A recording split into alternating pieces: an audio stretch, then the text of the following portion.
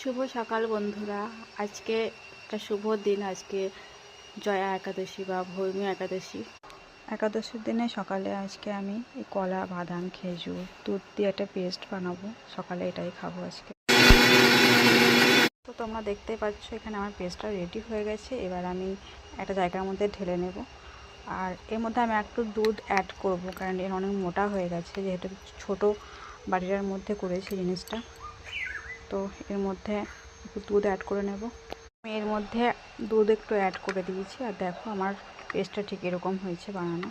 তো তোমরাও যারা একাদশী করো বা করতে চাও, এটা সকালে খাবে, দেখবে সারাদিন পেটটা অনেক ভর্তি থাকবে আর খিদেও পাবে না। আর সকলকে বলবো সবাই একাদশী করা শুরু করো, সবাই একাদশী করো, কারণ শরীরের পক্ষে বা মনের পক্ষে সব দিক থেকে আমার একাদশীর অনেক গুণাগুণ আছে। তোমরা করলে পরে সেটা জানতে পারবে।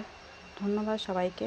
যদি আমার ভিডিওটি ভালো লাগে তো সাবস্ক্রাইব করে লাইক কমেন্ট শেয়ার করে দেবে। ধন্যবাদ।